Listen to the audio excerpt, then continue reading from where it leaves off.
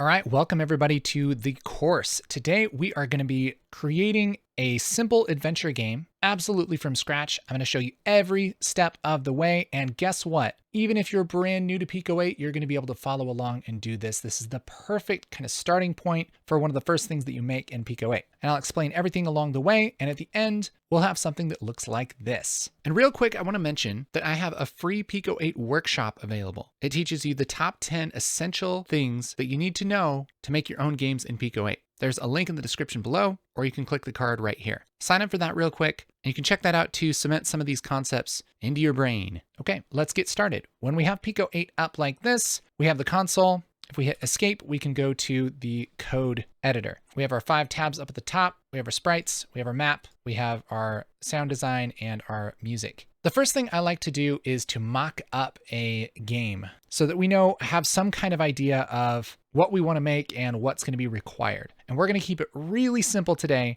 and make just about the most simple adventure game we can. But let's start by making a little character here. And just to keep things simple, let's make a little ghost. I think it'd be fun to make a little ghost guy like this. There we go. And that'll be kind of our main character. And let's have him haunt like a graveyard kind of place. So let's make the main kind of ground. Let's just say it's kind of a ground at night. We'll make a couple little pieces of grass like that. Maybe we'll make a little gravestone, make this maybe a little tile piece for a path, couple little pieces like that. So that's all we have to do is make our little guy. Actually, I'm going to put blue around him like this. And then let's go over to our map editor. That's this third icon here. And I'll take the paint bucket here and we'll just fill this whole thing in. I'll zoom out just by rolling out with my scroll wheel. I can click down on my middle button. That's my scroll wheel button on my mouse, and kind of fill in most of this like that. Okay. Zoom back in, middle button, click and drag to move this around so I can see what's going on. And then we'll just add a couple little gravestones here, maybe a little path like this, just to get something going on. I feel like this tile is maybe just a little bit too light. Yeah, something like that. Maybe we'll just have most of this be blue. And let's make one every once in a while that has these little pieces of grass here. There we go. Now let's add just a couple little things, keep it tasteful like this, right? So now we have this cool, almost kind of monochromatic theme, and we have our little ghost. Let's add a shadow under him, which might be black, or might be gray like that. Yeah, it's kind of cool. I can look at this full screen by clicking this button up here, and I can pick a tile to paint with by right-clicking on a tile, and then I can paint with it here, and I don't have to open up my palette. Just have a couple little paths like this, and just fill out our map. So then the question is, okay, so what do we do? Well, we're going to make just a really simple kind of a hide and seek game. This is a great way to learn game development without having too much to do. So we're pretty much just going to go and try and collect things in a level. And then once we collect them all, then we're done. So let's make something to collect. Maybe I'll just pick a random tile here. We can move these around later. And let's make those really stand out. Maybe they're kind of yellow. And what would we be collecting? Obviously orange soda, right? I don't know. That just sounds like a good time to me. Little orange soda. Maybe we'll just have this little shiny like that. Shine here. Okay, there's our orange soda. Let's put one of those right here. And we'll work on this more here, but actually let's make a building or something. I think that sounds nice. Let's start with our blue. And actually let's roll down with the scroll wheel to select 4 of these at the same time. And we'll just make a little building here. Make like a little mausoleum or something like that. Switch over to my square just by clicking on this shape a couple times. We'll make something that looks maybe like this. I'll just color that in again, and let's maybe do something along these lines. And we'll just kind of start filling this in. We have the edges here. I think I'll actually take this down a little bit. I can select this and just hit down a couple times. Then we'll have the top like this, and we'll just get that filled in. Just add a couple little dots here to add a little bit of decay. There we get the idea. Let's fill in those corners. And now we can place this anywhere we want here. So I'll have a couple little mausoleum places. Maybe we'll have it down there. And actually we kind of need the top to that too, don't we? So let's actually take this. I'll hit Control C, bring this down like this just so we can, and then I can select this and hit delete. And then I'll keep drawing on the top of this. And this is going to mess up our map a little bit, but that's okay. We'll go back and change it. Just fill this in with that purple. There we go. Now we have the top of the mausoleum, and we'll just maybe add a little bit of dimension there, maybe a little bit of cracks and stuff for the top. Now we'll put the top there. I can actually hold shift and just drag on these sprites to select something that isn't square. I can just put this here. So now we have a mausoleum there. Maybe we'll put one up here. Yeah, that looks cool. Right click and put a couple more gravestones. And now we have the basic layout for our game. It's really simple. We're going to be collecting these orange sodas and they're going to be all around the graveyard somewhere. And so we're just going to make a one level game where you go and find those sodas. And we're going to learn a lot about Pico-8 while we do that. So I love doing it this way because anything is possible at this point. We can make plans for absolutely anything and we aren't wasting any time. There's no problems. So let's get this going and actually looking like this when we start making our game. Let's switch over to our code. And anytime that you make a game in Pico-8, you're going to start with 3 main callbacks. Those are the 3 main functions that are kind of built into Pico-8. Even if you don't quite know what that means, that's okay. Just type what I type. We're going to say function, letting it know that we're typing a function, and then underscore init, and then 2 parentheses like that. And then 2 returns, and then type end. And this is going to be the function where we define everything that happens at the beginning of our game. Anything that happens right at the start, right after we run the game. We're also going to have a function for things that happen every frame. That's called update. And we'll also have one for function draw. Draw is like update, function, update runs 30 times a second, and draw also runs 30 times a second, but it's after update. Now, why break these out into 2 functions? Well, if Pico is having a hard time rendering all the stuff that we're telling it to do, it's going to prioritize things in update and skip frames for draw, because draw is just the visuals. Update is like the actual logic. That's kind of what it's designed for. You could probably just put everything in draw if you wanted to, but this is a smarter way to do it. Just kind of split things in between update and draw. And what I generally do is anything that we want to think about and logic, math, all that stuff goes here, whereas visuals go here. Init sets up stuff. That's pretty much how all games go in Pico-8. And so we're going to start with this. So for draw, we're going to start with a function called clear screen. All you do is say CLS like this, and then 2 parentheses. And all that's going to do is just delete everything on the screen every frame. So if I hit save and run, we have a black screen. Yay, we did it. I'm also going to take this opportunity to save. I'll call it adventure 1, ADV1, like that. And now let's draw our map. This is super complicated. All you do is say MAP, 2 parentheses, save, run. Now we have our map. Yay. All it's doing is just drawing our map all over our screen at 0, 0, which is in the upper left-hand corner. So that happens to work out for what we want. Obviously, nothing is happening yet because we haven't told Pico to think about anything or have any kind of logic. So our guy isn't moving around. This is just a screenshot, basically. So how do we fix that? Let's get our guy to move around. And what we'll do is we need to set up our character. And there are a lot of ways to do this. We can start with the simplest way. Let's do this. Let's just say in our init, let's just say PX. That stands for player X coordinate because there's 2 axes. There's the x-axis, which is left and right, and the y-axis, which is up and down. So the PX, let's start that at 63. The reason I picked 63 is not because I just like random numbers. It's because that's the pixel coordinates for about the middle of the screen in Pico. We'll also do this for PY, which equals 60. Now, PX and PY don't mean anything right now. All I've done is just write a random word, a random couple letters, and assign a value to it. So this is called declaring a variable. And so now anytime that I type PX in the rest of this game, it's going to use this number 63 unless we change it, okay? So if I were to go down here where it says map, and I were to say print, that's a really simple function, and we were just gonna call this PX, print PX like this. This print command writes things out in the upper left-hand corner of the screen by default, and it's going to write whatever PX is, which right now is 63. So if I hit save and run, up here in the left, we have 63, okay? So it knows what PX is. Let's see if it knows what PY is. Save, run. PY is also 63, great. So that's a great way to just test things out. So I'll just hit 2 little dashes before this. This comments it out when it gets to this kind of grayish purple. That means that it's not going to think about what I'm writing here. It's just kind of a comment here in the code. So instead of putting our little guy on our map just as a tile, we're going to use this tile as a sprite. Now, a sprite is just like a separate image that you use, that moves or is animated. Technically, each one of these things is kind of considered a sprite. All of these together would be a sprite sheet. But what we're going to do is apply this little chunk of our sprite sheet as a separate image over our map so that we can move it separately from our map. Okay. First thing I'll do is right click and then just delete our guy. So we don't have our guy here. Again, save, run. We don't have our guy in our map, but we're going to redraw him as a sprite. So we do that with a command called Sprite. SPR is short for sprite. And then we need to tell it what sprite. So this is going to have a sprite number, and this sprite number is 1. You can see it right there. So if we say SPR1 and parentheses, save, run, look here in the upper left-hand corner, we have our guy. He's being drawn in the upper left-hand corner. That's wonderful. Of course, nothing happens because, again, we haven't told it to do anything when we press the arrow keys or any other button. But we are drawing our sprite, and he's separate from our map, even though it's kind of hard to tell that right now.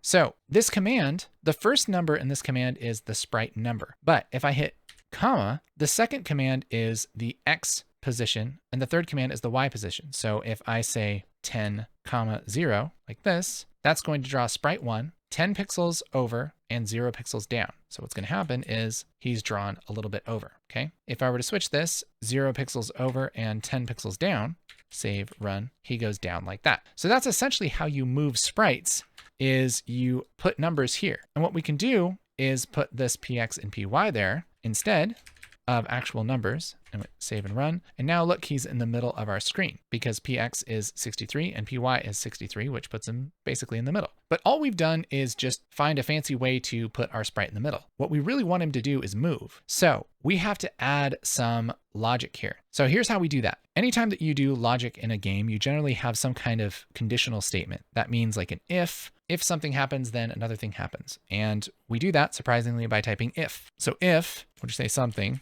okay? This isn't gonna work. This is just for example, something, then do something, right? I'll just comment this out a little bit. Yeah, then do something. And then after that, if we say end. Basically most things in Lua need to have an end statement there. So a function always has an end, an if always has an end. There are a bunch of things that have an end. Pretty much if it's multiple lines, you need to put an end on it, okay? So if something, then do something. So what is the something that we're saying? Well, we can kind of test this out and say if 3 equals 3, then do something. Let's just say print, oh, we can't say print.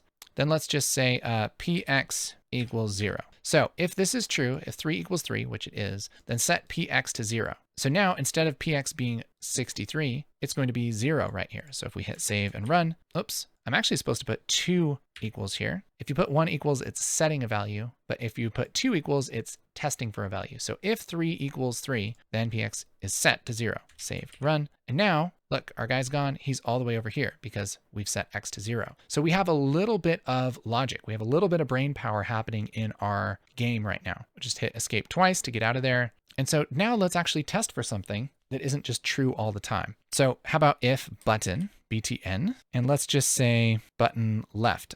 There are numbers for the buttons on your keyboard or on your controller. I can never remember them. So what I do is hit Shift L for left, and it will make a little left arrow emoji. And then it knows that that's your left arrow, right? So if button left arrow, that means if we're pressing this button, if that's true, then px equals 0. So I've hit save and run. We have our guy here. And then if I hit left arrow, look, he moves over there. Oh, baby, it's happening. We're going. He's moving, sort of. He kind of jumps over to the left. But, you know, it's progress. So instead of having him jump over, let's actually have him move a little bit. Let's make this number a little bit less for as long as we have this button down. So px equals, let's just say px equals px minus 1. See what happens there. Save, run. Here's our ghost. If I hit left, oh, he moves a little bit, a little more every time I hit that button. And then I can hold it down and he'll move all the way over. Oh, baby. So the way that we put movement into this is just a few of these kind of statements, right? So if we're pressing left, we move them to the left. A short way to type this is minus equals 1. That's going to mean the same thing. It's itself minus 1. Okay, so if button left, then px is itself minus 1. Now let's do it for the other way. And we could do this as a separate if statement, but it's actually a little nicer to say else if button Shift R for right, then, and then we can say px plus equals 1. And then this can all be in the same if statement. It's either going to be this one or this one, okay? Save, run, and now we can move them left and right. Oh, baby. Let's do up and down. Just select this, Control C, and then Control V to paste this down, just like any Word document. So this time, Shift U for up and Shift D for down. Now, when you go up, you're actually going to take one away from the Y value. So let's just say PY minus 1. and then down you add 1 to the y value, because it starts here, and as you add to x, it goes to the right. As you add to y, it goes down. It's sort of backwards from what you think it would be. But after a while, you get used to it, and then it seems weird to do it any other way. Crazy. So now let's save and run, and now we can move 4 directions.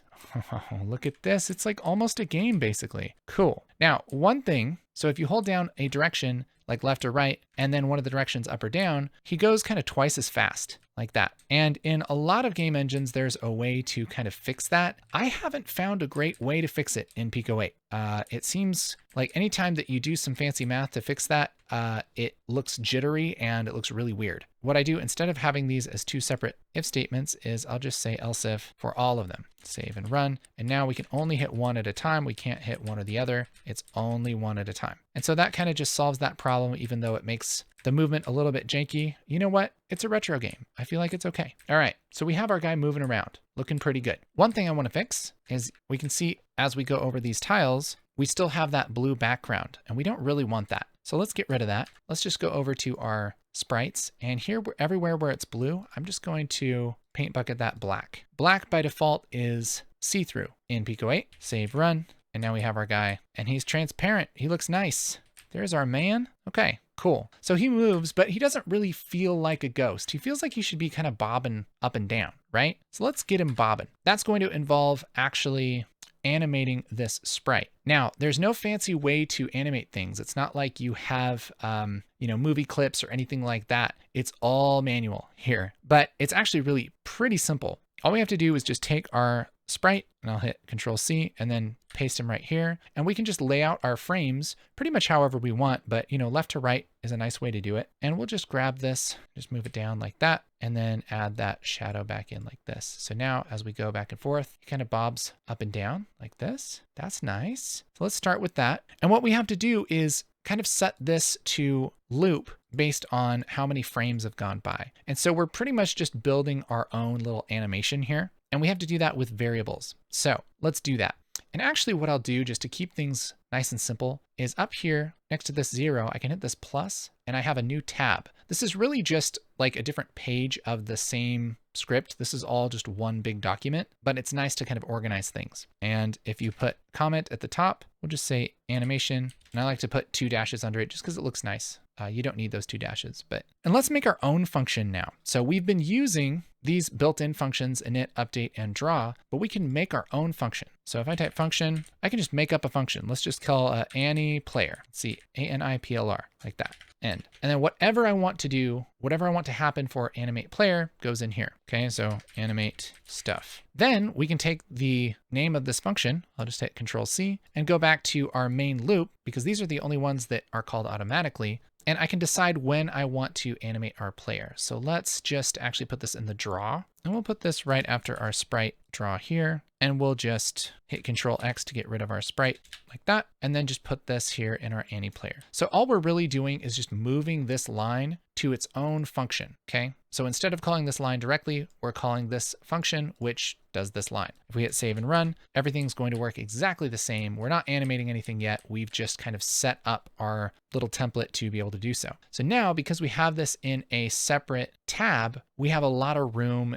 and it's just a little bit nicer on the brain to do things on kind of a new page. So let's do a little bit of logic here, just because, and remember, this is being called in the draw function, which it's okay to do logic in the draw function as long as it's not essential to your game. And so this is just going to be some logic that decides what frame to show for our animation. So let's make a variable actually in our init, and we'll just call this PF for P frame for player frame, and we'll call it 1. And I like to put a comment after these variables, and we'll just call this player frame, just so we remember what that is, PF. And what we want to do is set this PF to be our sprite number. So PF like this. So we can just say PF equals 1 for now, save, run, and everything will be the same. That's great. I always like to check and make sure that everything's the same, when I put in something, just to make sure everything's working and nothing breaks. Because if I put something in weird like this, it's not going to show the right sprite, right? So I know when something's broken. So let's say PF, if we say PF equals 2, save, run, then that's going to be our second frame. So what we want to do is just switch in between those frames. So let's do this by saying if PF is greater than 1, then we'll set PF to 1, else PF equals plus equals 1. So it's going to add 1 to itself. So what this is going to do, let's say PF is 1, then it's going to say, is it greater than 1? No. So it's going to add 1 to it, and then it's going to be 2.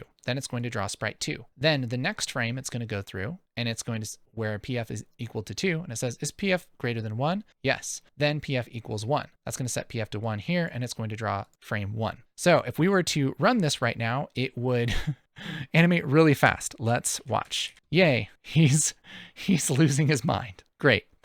We really did it. We really did something important today, family. This is great. Not exactly what we want, but what we can do is, instead of adding a whole number here, we could add something like 0.1. And then we could say something if PF is greater than 2, say greater than or equal to 2, save and run. And now he's sort of doing what we want. He's going boop, but we want it to be the same each time. We want each frame to be on the same amount of time. So the reason this is messing up, we can actually see if we say print PF, save, run. So it's just getting to 2, and then it's switching back to 1. And so we only see 2 for like a 1/30th of a second. So if we say if PF is greater than, let's say 2.9, then we're going to switch it back to 1. Save, run. And now look, up, down, up, down, up, down, up, down. Great, we're doing it. The reason this works is because even though the sprites are whole numbers, there's only sprite 1, sprite 2, and sprite 3 and everything, it rounds it down to the nearest whole number. And so we can easily kind of slow down our animation just by, instead of adding whole numbers, adding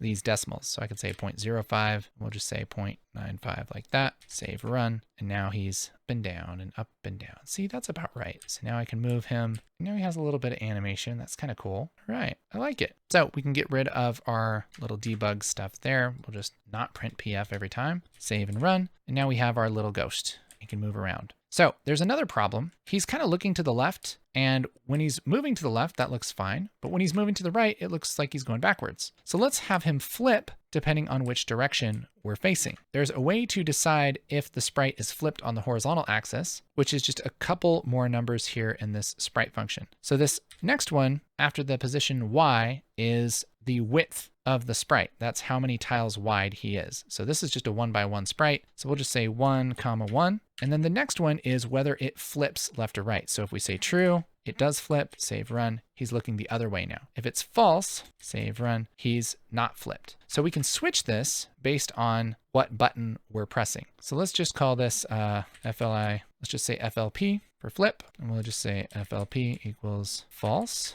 And then this is player flip, like that. So if we're pressing right, we'll just say FLP equals true. If we're pressing left, then FLP equals false. Save and run. And now when we go to the left, he's looking to the left. When we go to the right, he's looking to the right, just like that. The only thing that changes is if we hit left or right. And he's doing a great job. Look at that, man. Look at that ghost. That's so cool. If this is making sense, that's awesome. But if you feel like, man, this is a lot, make sure to check out my Pico-8 Essentials workshop. It's the perfect primer for making your own games. It's totally free. Just click that link down in the description. All right, so we have an interactive game now. We can move this guy around. That's amazing. So we've already learned a ton about Pico-8 and how we get some basic animation going. Let's see about collecting these cans. So there are a lot of different ways you can do this, but probably the easiest way is just to test to see if our player is over this tile. And if he is, then we delete the tile and we give him a point or something like that, whatever we want to collect here, okay?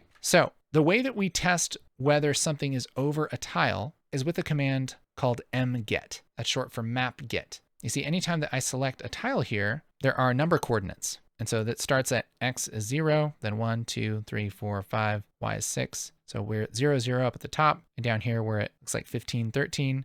And so we can check what sprite, what tile is at what coordinates, and then we can do things based on that. So the tile we're looking for is this orange soda tile, tile 33. And what we can do is wherever our player is, we can ask, hey, is this tile that our player is over, is that tile 33 or not? And that's what we'll start with, okay? So let's just make another page here and we'll call this pickups. And we'll just say function pickups like this. And we'll make sure to put this pickups in, let's just do in our update, let's say this. So now we're just kind of breaking this out into pickups. And every frame we're going to ask, where is our player? Which we actually already know because of px and py.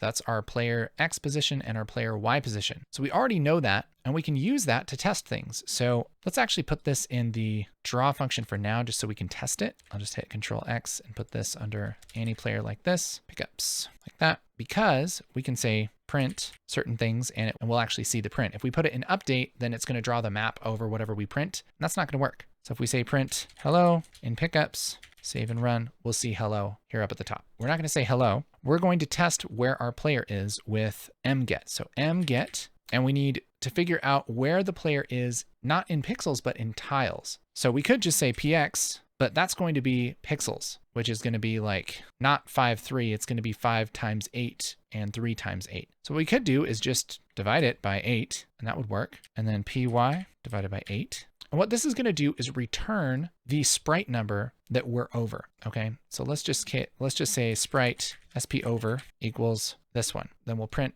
sp over like that. If we save and run, as we move our player over, we'll see that he's over certain sprites. So this is sprite 17, sprite 17. If we go over our path, that's sprite 19. And then guess what? If we go over this orange soda, it's sprite 33. Ooh, yeah, you see what we're doing here? So it knows where our player is, or at least what sprite is under him. And specifically, what sprite is under the top left corner, because that's kind of where it's looking for things. So if we have this red dot here, just put a red dot here just so we can see it, save and run. At least while he's looking left, we're looking at the sprite that red dot is over. And as I move off, that switches to a different sprite. That's sprite 16, this is sprite 17, and so on. So what we actually want to do is probably test for what's sort of in the middle of him, because I don't want to just test for the upper left-hand corner. So let's offset this a bit. We can just do that with a little bit of math. And actually, because this is going to get a little bit hairy, let's make just a real quick variable. Let's just say local. And that just means like a little variable that you're just going to use for a second, like just inside of this function. Like nobody else needs to know what this is. We'll just say local ptx, which would be like player tile x, local pty equals, again, this doesn't mean anything. I'm making this up, okay? I just say ptx because it stands for player tile x, and then I'm going to tell it what the heck that means right now. So we could just say px divided by 8, py divided by 8 like this, and then put ptx there and pty there. And we're going to get the same thing that we have been doing. But this is going to make it a little bit nicer to offset this without making this sp over mget thing be gigantic, right? We'll just make two sort of gigantic things and then place them in nicely. This is kind of one of the reasons you would use variables, is just because it organizes your code a little bit, kind of breaks things up logically. This ptx, let's actually do ptx plus 4. And I'm going to put these in parentheses because of order operations, right? I want to add 1 to x before I divide that whole thing by 8. So add 4 to y before I divide it by 8. And now what that's going to do is, instead of using this coordinate, it's going to go over 1, 2, 3, 4 and down 1, 2, 3, 4. It's going to test right here. And when it flips, it's going to be a little bit different, but it's still going to be, yeah, and it's going to flip here. It's not like perfectly in the center, but there is no perfect center for an 8. You're either at almost to the center or a little over the center. So just pick one. It's fine. Same thing. It's going to be here. So that red, that's always where we're testing for this. Okay. So now if I go over the edge of something like this, I'm still on sprite 17 until that red pixel goes over this path. And now I'm on sprite 19. So it's just a little bit nicer way to work out what tile you're over without getting totally confused, without using that top left corner. We're just offsetting that a little bit. Okay. So I'm going to get rid of this red here because we don't really need it anymore because we know what we're doing. And now that we know what tile our player is over, we're going to test if he's over 33. So let's just say if sp over equals 33, then we do stuff. So let's just say, instead of print sp over, let's just move this over. Let's say print, and we'll put in parentheses because we want to type exactly what we want it to say. We'll say over a soda. Save and run. Ooh, this needs to be double equals. Remember that. Remember that now. Save, run. And now once we go over to the soda like this, it says over a soda over here. That means we're one step closer.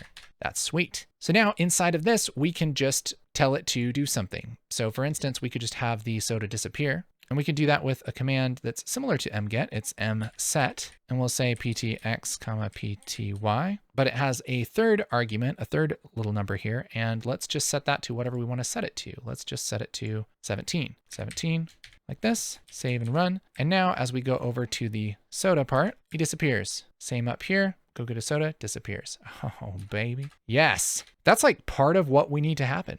Of course, we'd want him to get some kind of point or something like that. So let's just set that up, shall we? Let's make a third tab and we'll just call this points/UI. And let's just say function draw UI like that. And then we're going to call this in our draw like that. And then anything we want to happen when we say draw UI happens there. So we could do something like print points equals 1, right? And this is just literally typing this out. It doesn't mean anything, but if we hit save and run, it's going to print that right here. So we know that it's working. Always test things out.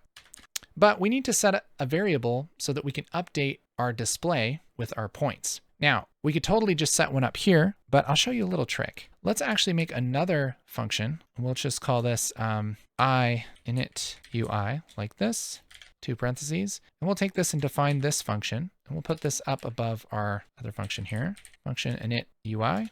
And this is going to be anything that we want to run in the init function. And then we have the draw function. We could also do stuff for the update function, although we aren't probably going to need it specifically. So we could say points equals 0, all right? And then we'll print points, save and run. And now we have 0 up here. But when we go and get the soda, nothing happens, it just disappears. That's because it doesn't know that we want to add a point when we get a soda. We have to tell it that. So let's just say points plus equals 1. Save and run. Now we go and get a soda. Look at the magic. Boom. Now we have 1 point. We can go over here, get this soda. Boom, 2 points. Look at that. So cool. So cool. So we're essentially picking up a soda because we're deleting it from the map and we're adding it to our inventory, which right now is just points, right? But we could easily have something that says soda, how many sodas we have, that kind of thing. Now, we don't want to just have this 2 up here. Let's make this a little bit nicer. When we say print points, let's actually combine a couple different ways of printing things. So let's put quotes, points, colon, space, end quotes. Anytime you put something in quotes, you're writing exactly what you want it to put there. When something's not in quotes, it's going to do some kind of math or logic with it. It's going to look it up, right? If it's just a word like this, it's going to look up the variable. If it's a number, it's just going to display the number. So how do we put these together? Well, we just put 2 dots in between like this. Points, dot, dot, points, like this. Save and run. And now it adds a label, points, 0. So now we know what the heck that number means, which is pretty convenient. Now we go and get our orange soda. Very nice. Cool. Let's go ahead and just change this to sodas. And it's okay to change a variable later. You just want to remember all the times that you've referenced it. So here, instead of points, let's just say sodas, like that, and everything should still run the same way. Cool. Now we're going to get sodas. Now, don't ask me why a ghost haunting a graveyard is going to need soda. It just seems like fun. It seems like a good time. Like if I were a ghost, if I were going to go play some hide and seek, you better believe I'm going to be motivated to get some Mountain Dews, some sun-kists. Anyway. So yeah, we can do some cool stuff now. We can go and find our sodas, but here's one thing. We can just walk through stuff, which honestly, if you're a ghost, probably makes sense. I didn't really think about that with the using this game as an example, but let's say there's magical ghost rules where you can't actually go through walls, even though you're a ghost. Just work with me here, okay? Let's say this ghost can't go through walls, or he has to go around all the gravestones for whatever reason. Let's say you're making any other game that isn't a ghost. How would you do that? Well, there isn't any kind of built-in collision system in Pico. We have to make it ourselves. Fortunately, it's not terrible, but we are going to have to do some code, okay? So let's go ahead and hit escape a couple times. Let's switch back over to our main game loop. I think what I'll do is probably break out some of this into its own function. So let's make another, let's just call this player movement. Let's say function move player, like that. Great. We're going to take this move player and we're going to call this in our main game loop here, this update. And we're going to take all of this. I'll hit Control X and we'll put this here under this function like this. Make sure to select everything and hit tab once to move it over. Those tabs are pretty important just for organizing things. Okay, save and run. Everything should work the same. Great. But now we're going to check if our player is over a tile that he can be over to see if we're colliding with it or not. And there are a couple ways to do this, but the easiest way is just to use something called flags. This gravestone, let's say we don't want to walk through it. Let's go ahead and click this little button right here. This will make this flag 0. So all we're doing is just adding a little note to this particular picture and saying this has flag 0. Means nothing right now, but I'm also going to shift select all of this stuff and hit flag 0 too. So all of these sprites have flag 0. Anything that we don't want to walk through, that's flag 0. Okay. Again, means nothing so far. We're going to tell it what it means. So we're going to use that mget, that same kind of thing from earlier for our pickups. And let's just grab this local ptx, py, that kind of thing. I'll hit Control C and then paste this right here. So this is going to check where our player is in tiles, and we can use this here in a minute. And what we're really going to do is, first of all, we're going to remember where our player is before we move. Then we're going to move him, and then we're going to test if he can actually be in that new place that he moved to. And if he can, we're going to leave him alone. And if he can't, then we're just going to move him back to where he was. This is the easiest way to do collision in Pico-8. So to save this, let's just say local, and let's say LX for last X. And that just equals px. Local ly equals py. Okay, we're doing this so that we can change px and py as much as we want to with this, but we're remembering where it is before we move. Okay, this is every frame. So at the beginning of the frame, we're just going to save out where our player is. Then we're going to move him. And what we're really asking is basically, is the player over a tile that has flag 0? Is the player over a tile that has flag 0? So to get that, we're going to have to figure out what tile the player is over. So that's with mget, and we'll say ptx, pty. That's going to return the tile.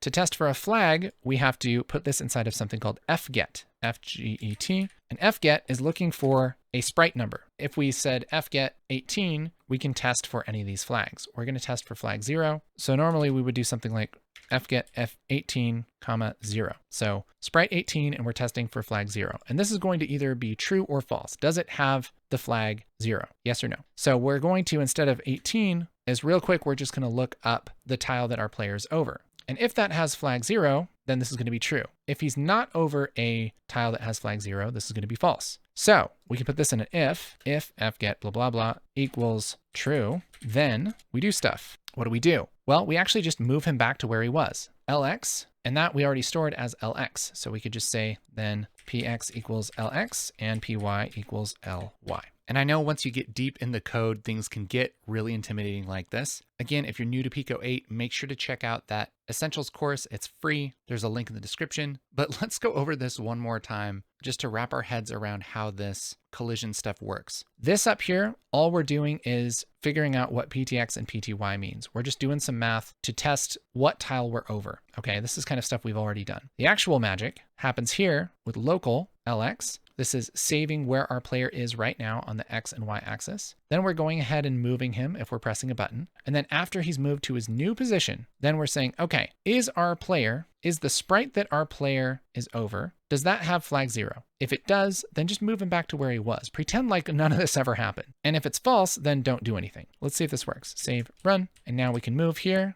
but can we? Oh boy. Ooh, we actually did this a little bit wrong. This right here, this should be after we move, okay? Because if we do it before we move, then it's going to look at the last frame and it's not going to work very well. So we need to do it on this frame, save and run. And now we can't move through the gravestones. And I can't move through the mausoleum. Can't do it. As hard as I try. I can't go through it. So that's awesome. So we didn't really have to do a whole lot. All we're doing is testing where our player is. If we're over a soda, we pick up the soda. If we're over somewhere we shouldn't be, we just move back so quickly that you don't even see it. So it's like none of that ever happened. Okay, we go back in time. It's great. So now we have pretty much a little basic game here, and everything is sort of automatic based on where our player is and what tile he's over. And so now we can go through our map and we can just make all kinds of craziness on our map. And we could actually even draw new art.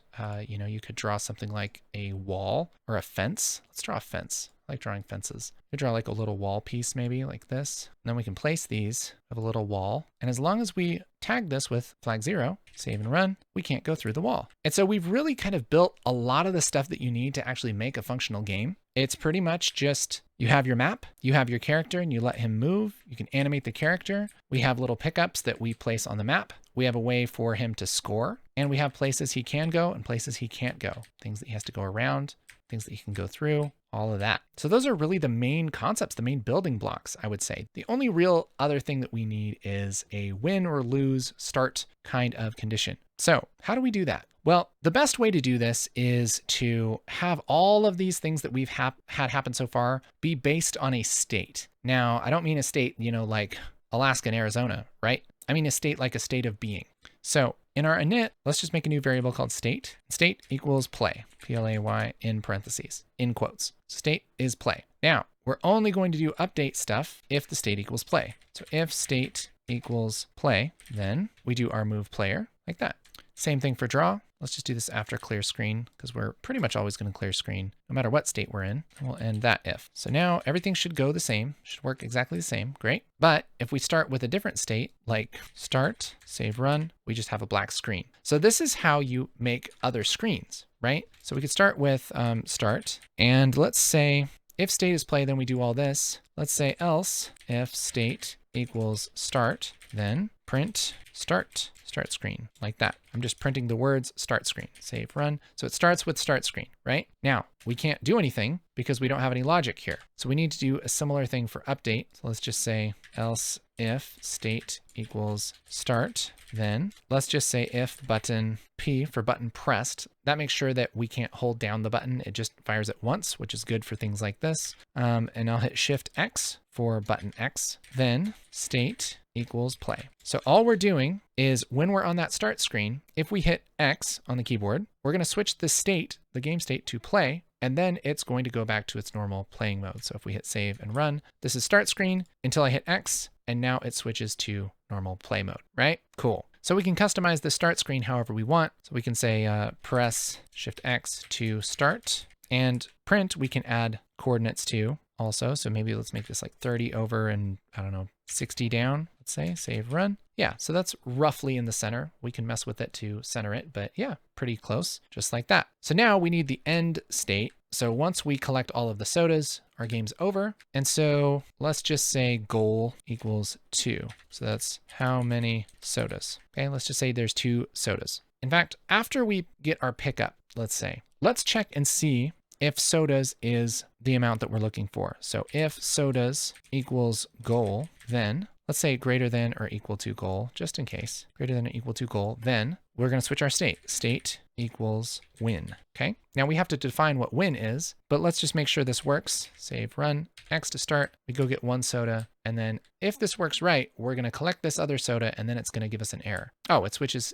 Well, it's not an error. It switches to a different state, which means that all it's going to do is clear screen. Okay. So that's almost what we want. And let's just say, let's just copy the start screen, Control C, Control V like this. And we'll just say if start, if it's win, then let's actually print you win. Let's bring this over a little bit, 34 maybe, save, run. So now when we go and get our sodas, you win. Yay! We did it, we did it, we did a good job. Now, if we want to restart, we're also going to have to put logic there. So again, I'll just copy this start part of our update and then paste that. And we'll rename this win. We'll just switch this to start actually. State is equal to start. So it'll go back to the start menu. And we also want to reset all of this stuff. So let's actually break this out into its own function. I'll hit Control X just to cut that. And we'll just say set up game like that. And then I can just scroll down in this same tab and we'll just say function set up game like this. And how we, set up game.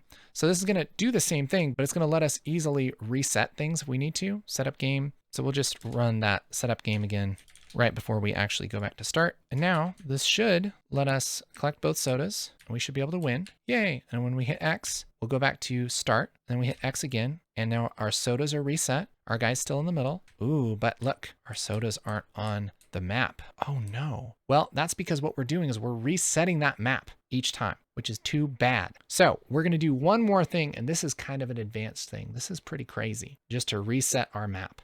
This is a pretty fancy little trick. When we pick up these pickups, what we're doing is we're replacing the map tile with tile 17. And as far as Pico-8 knows, that's just going to be how it is from now on. So if we restart, it's going to start with the map with these tiles deleted. So what we can do is just save the location of these tiles. And then when we reset our game, we can put them back. Okay. This is another one of those things that is going to seem pretty rough, but it's not too bad if you take it slow and you understand all the steps. So we already have the tile coordinates for X and Y when we go over and we reset this tile coordinate. What we're going to do is set those and kind of save them out so that we can put this back to tile 33 later. All right. And what we're going to do is add this to a table, just like a table of values, just like you would have like a spreadsheet. That's kind of what we're doing.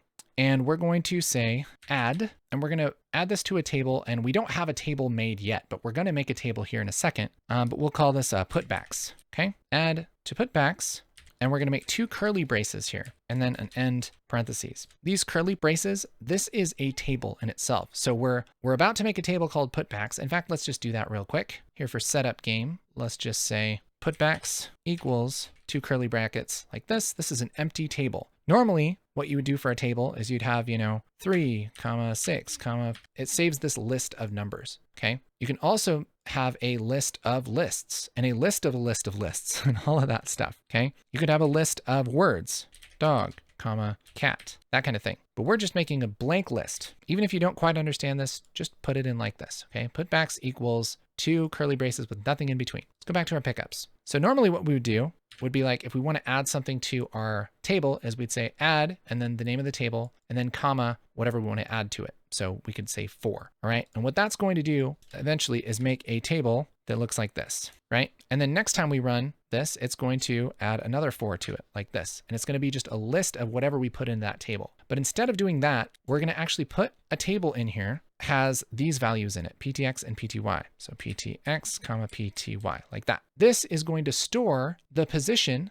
of the tile that we just turned into a blank tile so that we can remember it later. That's all we're doing, is we're adding to the putbacks. So what'll happen is after we collect both of our sodas, it's going to have 2 entries into our putbacks table. One is going to be 13.4, the other one is going to be 11.10. Then we can tell it to go through the table and for every entry to replace that tile when we want to reset our game, okay? So we're going to add that to our putbacks. That's great. That's all we need to do when we pick stuff up. But when we reset our game, we're going to set putbacks to 0. Well, first of all, we're going to make putback in our init before we ever do anything. We're going to set putbacks to 0, to nothing. Then we're going to set up our game. And the first time, there's not going to be anything in putbacks, so we're just going to set putbacks to 0 a couple times, okay? The next time we reset our game, we're going to look up anything that's in putbacks and we're going to reset all of those tiles. So the way that we do that is we say for t, and you can really put anything here. You can put any kind of variable here. You could put dogs, doesn't matter. Let's just put t for tile in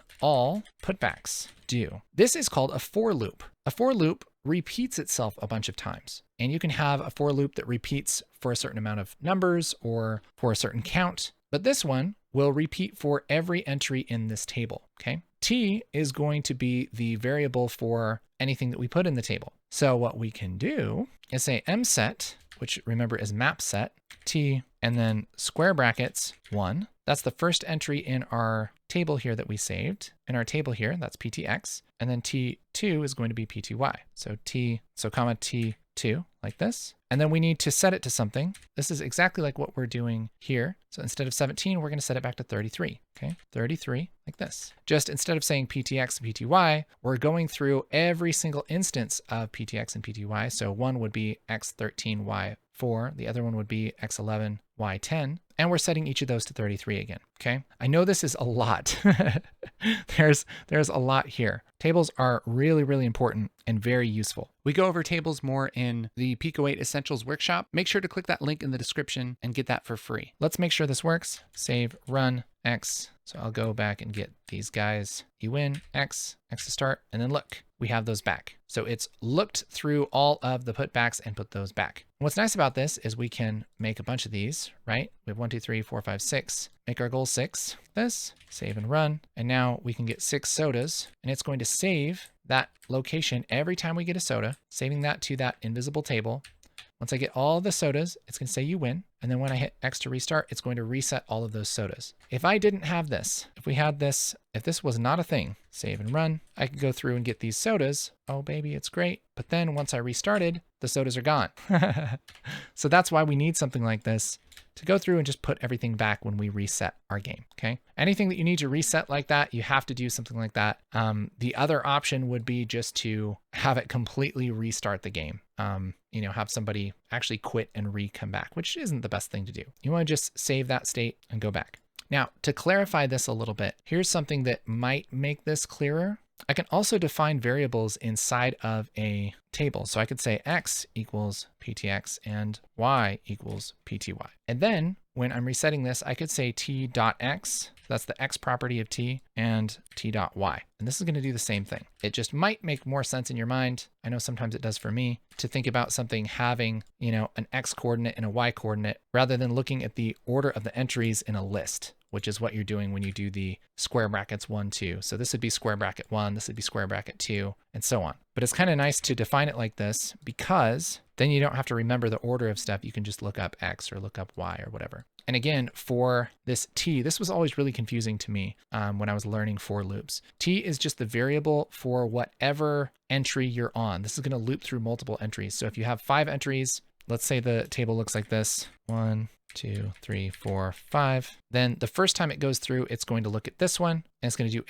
everything here. Then it's going to look at this one and do everything here. This one, look at everything here, and so on. The only difference and why it's a little bit confusing is we have a list of tables here, right? And so this is basically x equals ptx, x equals 10, y equals 12, 23, right? And then the next one is x equals 2, comma, y equals 3. And so now we're looping through and we're saying, okay, look up the first entry, which is this table right here, and find the x value of that table. So x equals 10, and then y equals 23. So it's basically setting this to 10 and 23 the first time, and then it's setting the map tile to 33, which is that third number there. The order of these numbers inside of the parentheses for a command like this, very, very important, okay? And you can look up what those mean by finding something like the Pico-8 cheat sheet, which is just a very nice thing that will show you all of the order of things and what they mean. So for instance, when we're talking about sprites, remember we were talking about flipping sprites and everything. SPR, the first number is the number of the sprite. The second one is the X position. The second one is the X coordinate. Then we have the Y coordinate. Then we have the width and the height, the flip X and the flip Y. And those are all in order inside of those parentheses. Pretty crazy. So same for mset. Mset is X, Y value, right? Mget doesn't have a value because it returns a value from the X and Y coordinates. So yeah, we have a pretty functional little graveyard game here. We can go down, get our sodas, and we can customize this however we want, put more sodas in, put more obstacles, make things a little bit harder to see. But that's basically how you would do this kind of game. Those are all the building blocks, all the basics. So I hope this has been really helpful for you. If there's anything that's confusing, let me know, and I'll try and make it less confusing. Thanks so much for watching this video. And if you haven't, make sure to check out my Pico-8 Essentials workshop. It's totally free. There's a link right down below in the description. It'll teach you the top 10 things you need to know to start making games in Pico-8. I'll catch you next time.